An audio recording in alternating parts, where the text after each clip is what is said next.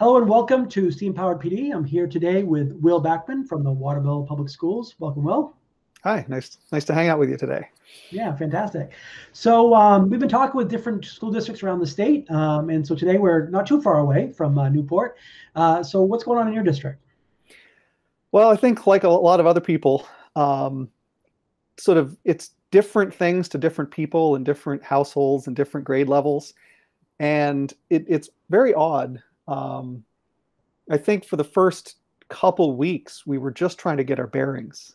Yeah. Like a lot of other districts, we were there on Friday and we were gone on Monday. And so there was really no ability to prepare and just trying to get our bearings, figure out which families had internet connectivity. And I think also there was a lot of concern or confusion or fear that we had to have a plan that satisfied all legal requirements. And so there was a lot of hesitation to move anything forward for fear of leaving people behind and those kinds of things. So just now, only in the past couple of weeks, have the school boards approved the distance, at least a version of the distance learning plans. Those things are always going to be evolving. And, devices are out in the hands of students, but now just trying to see what's going to work. That's the hard part. Everything's been a guess. And I think that's been interesting because, of course, part of that is, we've had all these different services online say, hey, we're free, come use us. And that's awesome. That's great. But it's also a case where, like, we've had to talk to our teachers about not just jumping on and using one without knowing, like, long-term ramifications. If there are ramifications, what's going to sustain that many people using it all of a sudden at once, those kind of things. Yeah, we had a nice perspective from one of our building administrators. And I think, it varies on how the buildings are structuring the rest of the year. But in this building, they were trying to say, in order to avoid overwhelming students, let's say math on Mondays and we'll do science on Tuesdays. And, they have some instruction or resources for them to do, but don't try and match the exact same schedule. But essentially what they were saying is for a particular teacher or subject area, there might only be 9 lessons left. Right. If you count the number of weeks between now and the end of the school year. So do we really want to try and spin up new things at this point with only a couple of weeks to go?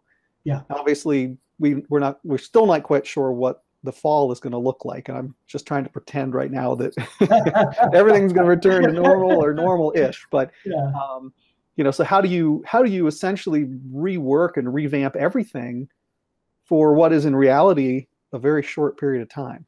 Well, and that's actually a really, really good point too. Like, we've talked to different people about how my opinion has been with all my staff, like, anything we're doing right now, it may be new to you or whatever, but it's not time wasted, because even if it, everything goes back to normal tomorrow, whatever, it's still stuff that we wanted to know how to do. I mean, virtual learning for kids isn't a bad thing for them to know, experience, and for teachers as well. So I think that's been a real big kind of like, see this as an opportunity, hopefully, put a silver lining to that.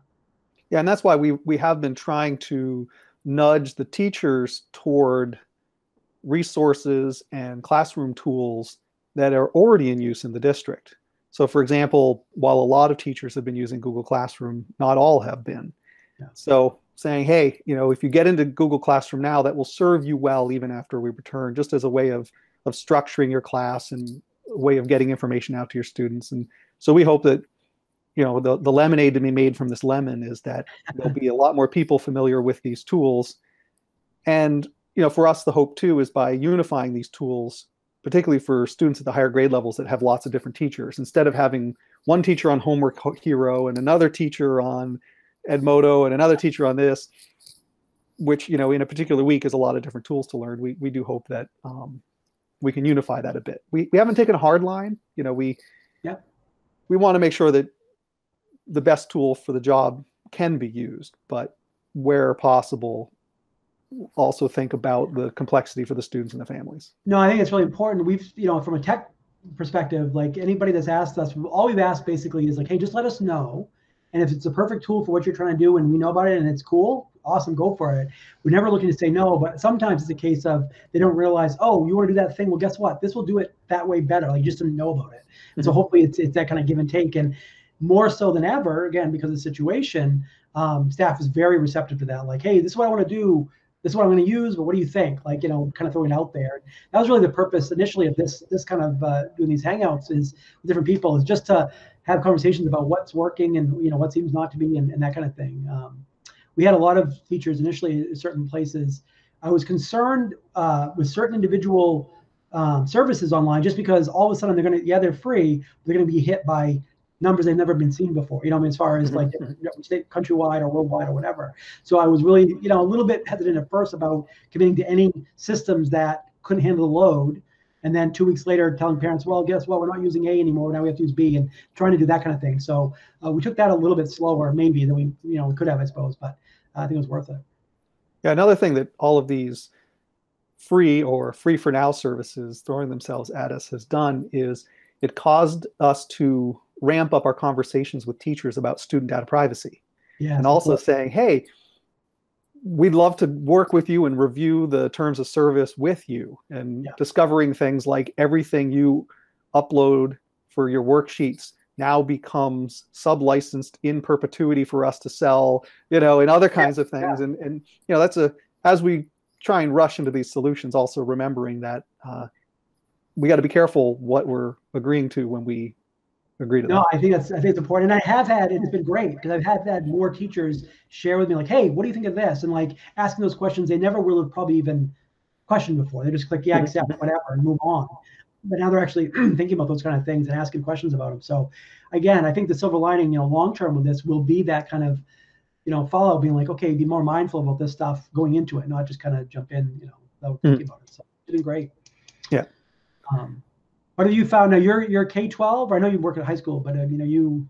Yeah, we're K-12, and also, even though my contract is held by the Waterville Public Schools, I'm also contracted by the Winslow Public Schools and Vassalboro Community School as their technology director. So that's nice because I get to see some slight variation between different districts to see how things are going. I don't think that they've been significantly different from each other. Obviously, the Vassalboro Community School is only K-8, so they're not grappling with some of the questions like, what about credits for high school kids towards graduation, those kinds of things. Yeah, well, they have David too, so I'm sure that they're well taken care of. Oh yes, he's a rock star over there. Yeah, I'm sure he's no, and that's it's funny because it's been again, these same conversations with different people in our roles. It feels a little bit like people at this level, and not just in education, but across the board, you're either busier than you've ever been, or you're not busy at all. It's kind of like two ends of the spectrum. It's, you're essential or whatever. And I know our tech department, we've probably never been busier as far as just support and making sure everybody has what they need. And we were lucky enough, we have basically one-to-one, district-wide. So as far as, we were one-to-one, obviously, from, say, 7th grade on and really 6th grade on. But now we kind of scrounge up enough machines so that all the way down as young as, elementary grades are covered. Now we're still going to figure out, kind of the take back someday when we kind of go take those machines back, how that's going to look like. And who knows, hopefully it's all going to work out. But the speed of this was just so fast that kind of stuff just happened. Yeah. And obviously our computers are an important asset owned by our taxpayers. Right. But my sort of personal philosophy has been, I don't want to care more about the computers than I care about the kids' education. And so I don't want my love of the computers to suddenly mean that nobody can learn because we're afraid, and there's always some damage, and I expect we'll have a little bit more damage or loss, but it's not going to be total. And it, might increase by 10 or 15%. That has a budget impact, but what's the long-term budget impact or life impact of not learning? Well, but I think that's really, again, like this situation is kind of brought to bear. That same conversation we would have had, well, we'd never send, machines home with 2nd graders because whatever, like discussion they would have to have for months or years. It happened. Well, it just happened. And guess what? If we get it back and like you said, under 10% is, damaged in some way or whatever, like what's the trade-off there? Well, it's actually worth it. Because again, if you think about what they're getting out of it and what we can do. And the same conversations we're having, and I'm sure you are as well, is connectivity. Not only who has connectivity, what kind is it? Is it, enough? Is it, speeds enough? Or is it even like you just literally can never have connectivity somewhere physically where they live? Like that's been an issue as well. Yeah. When I think about the computers, particularly Chromebooks, given how much a Chromebook costs, once again, we don't want to throw away money, but we run a taxi service for free, otherwise known as our transportation department. How much money do we spend yearly on buses and gas and drivers and everything else just to make sure that these kids don't have barriers to learning? That's right. And if That's right. getting a $200 Chromebook in their hands is the same thing, I mean, I don't think the total loss will even come close to what we spend, Yeah. picking up kids. And the benefit. A couple generations ago, it was you walk to school or you don't go to school, and right. Now we said, no, we can't let this be a barrier, and we're going to invest in making sure the kids can learn. And I just kind of feel it's a similar thing. So yeah, no, I do. In fact, the conversation I had with our tech director, Josh Graham, was something about, if a situation where we don't get a machine back for whatever reason, we don't know it's gone, can't find it, whatever, because of the way they're managed, you basically can brick them from afar, and it not good, but at least it doesn't become a useful. It's not like resellable or anything like that. It just is. Right. Is right. Toast. So those are all these little things kind of add up and help. Yeah, and that the remote management, everything has been wonderful in the sense that thanks to connectivity and thanks to even something as low tech as doing a Google Hangout with somebody, I can't control their screen, but if they can present their screen, I can walk them through something. Yeah. The biggest struggle is just if a family doesn't really have internet connectivity, that's a struggle. Yeah, we have a bunch of, we bought a bunch of hotspots or rented or whatever for the district to kind of try to deal with that. Not perfect, of course. And like I said, there's some places that doesn't matter what you have. It just doesn't have connectivity no matter what. So we've been in conversations, I know many districts have with the DOE about ways to kind of address that going forward. And, I'd love to think the next, the new kind of Milty 2.0, we think about what's not just devices themselves or what could happen, but we think about that connectivity and what's, there may not be one solution fits all, but what ways to kind of think about that in the future and what that could look like. Again, it's very different, Northern Maine, Southern Maine, whatever, it makes a big difference. But that's, if there ever was a question to me anyway, of whether or not internet access was just as needed and just as, essential as power, I think that hopefully has gone away or at least been addressed. Yeah, this is, if anything, it's going to raise the awareness of this issue at the legislative level. Yeah, no, it has. I mean, we've had to have conversations with people who are privy to that information and very much it's on the forefront. Because again, if right now I can't imagine if I was home, no internet at all, board games are going to get old pretty quick with my kids. So. Yep. Yeah. One of the other things what I'm wondering how it's going to shake out is, with so many teachers thrown into digital learning, depending on how they perceive it. Because some people can say, you want to teach a kid how to swim, you just throw them in the water and they'll figure it out. Yes, some kids might learn to swim, but some might really develop a phobia of water. And, so there's a lot of what I would call technology averse staff who this might be an awakening for them, or this might be something that really, and we obviously as a technology department and as a support structure have a hand in perhaps how that works out for them. And hopefully for those that are pushed into this more quickly than they would have liked, it's not going to be a miserable experience. Well, I know early in the year I had a conversation with our superintendent, and he said something about this is before we saw this coming necessarily, but just conversation of what would happen if this did happen, that kind of thing. I said, really, this was what, a month ago, really all of our snow days should be practice virtual PD days, that kind of thing, or virtual teaching days. Now in hindsight, that would have been awesome, but at least going forward, I could very much see that, whereas we don't have snow days anymore. We have distance learning days or whatever. Not only so much for PD for the staff, which is cool, but honestly, until they've taught in these environments, and now everybody pretty much has, it's different. You have to know how to, we've had conversations about virtual classroom management. What does that mean? What does that look like? Is that a thing? How do you deal with students that are unruly, virtually? What does that mean? And so all those type of things that, it's one of those things that you really have to do to kind of develop, best practices and things that you can do in that situation. Yeah, it makes me wish that I had somehow been able to orchestrate an idea that I had a while ago, which was to do a trade of days with staff where we say, we want you to do 100% digital one day. Yeah. But we're going to trade that where the next day will be no computers. Yeah. And you have to get the kids to buy into it. All computers, all devices, no email, and it would be really amazing to see what happens on the day where they try and do everything purely online and virtually. And then some people might say, what a breath of fresh air that I don't have 75 emails from the office to answer at this, and that would have been good practice for all digital, absolutely. And two, and when it fails. Yeah, no, I think it's a great, again, it's never been a case, it still isn't a case where it's a panacea, the tech is going to solve X problem. It's not going to. In fact, it's probably going to cause more problems. Well, guess what? We're in the business of problems, like figuring things out. And to me, the technology always was a vehicle, especially for our students, to learn how to do these things, how to figure this stuff out and learn from it. And honestly, again, not if they're not connected and not if they have other issues going on at home, but generally speaking, as far as living in this world, I find my students have been the least affected as far as being able to communicate with me, and not everyone, not 100%, but a good chunk of them. The bigger issue has been if certain ones check out, like, hey, yes. What are we going to do about it? And that's an issue, and a real one. And I'm not sure exactly what we can do about it at this point, but that's the type of thing too. I think culturally, if we have, for example, we don't have snow days, we have distance learning days. If going into this, kids just knew, like, oh, it's a day off. Oh, I'm home doing this on virtually. That's what you do, because that's how we do business. I mean, I know, like I said earlier, and I found this talking to other educators in different states around the country, they didn't have a philosophy or a culture of sending laptops home or machines home. They didn't do that. Well, this was a big jump for them. Whereas across the state of Maine, more or less, we've been doing that for a while, some variation of it. And so that was less of a leap. And so that's the kind of stuff that if it's built into the weekly, daily, whatever, routine, I think kids won't think of a big deal of it.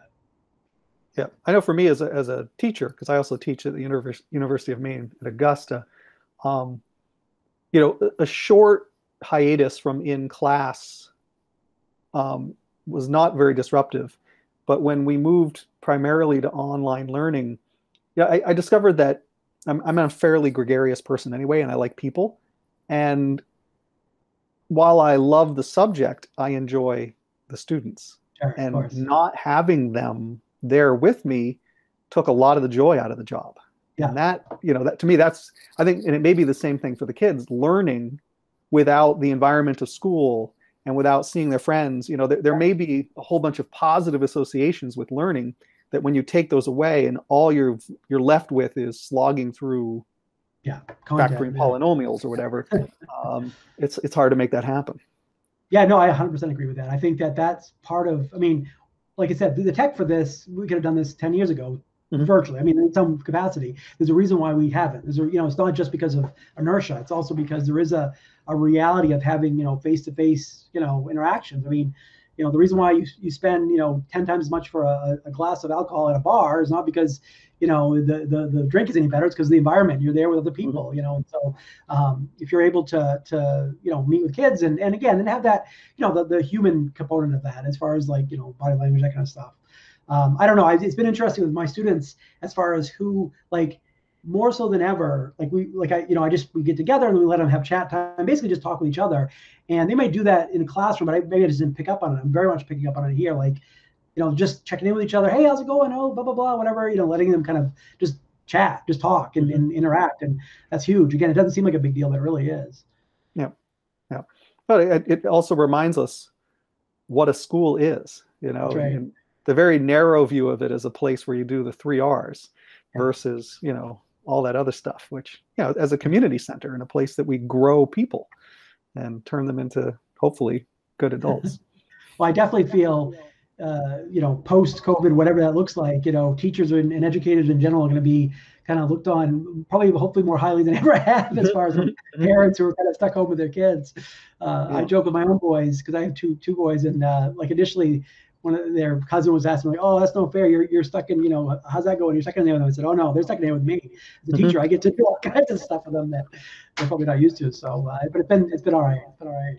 Yeah, we got a high school boy and a junior high girl here in the house, and it's well, and the other struggle has been, once the word got out that grades weren't going to matter, how do you provide that motivation? And that's been a struggle. That's been tough. Yeah. And I'm hoping, that's been really tough. And I understand why that came up the way it does. And I understand it's hard to expect everything from everyone if it's not equal, but without that, and it's not so much because of, learning for its own sake is a wonderful thing, but we, and I say we as an education system statewide, I'm not talking about our district or yours or anything like that, but we really need to give the kids that reason to get up in the morning, because as soon as you say it doesn't matter, I don't know about you, but I've had students that just literally checked out. I know friends of theirs. I know they can do it tech-wise. It's not a tech issue. It's not a connection issue. It's just like, what are you gonna do about it? And to me, unless you give them that, no, you really need to be here because, again, like you talked about earlier, it's good for society to have you here and talk with each other and whatever. That's important for us as a role. And I'm hopeful that we'll be able to kind of pick that up again. Yep. Yep. Now it's exciting times, but I mean, I'm thankful that I have a job that allows me to continue to do it remotely. I'm thankful that I work for an institution that will survive. Yeah. After all this, an economic downturn, I think the schools will still be here. So I count myself as very fortunate. No, same here, same here. In fact, and like I said, so my wife is a physician, and both her and I roles, we are busier than we ever have been right now. As far as like, you think again, it's one or the other, but which is good. Again, it's better being too busy than not busy enough, I think, in some situations. So. Yep. Yep. Well, awesome. Well, I really appreciate you taking the time, Will, to chat and hopefully keep us posted of what's working and as we go forward. And feel free to share this with anybody in your district or whatever. And yeah, that's it. I'll say thank you very much, and we'll see you soon. All right. Stay healthy. Stay safe. Same to you. All right. Bye.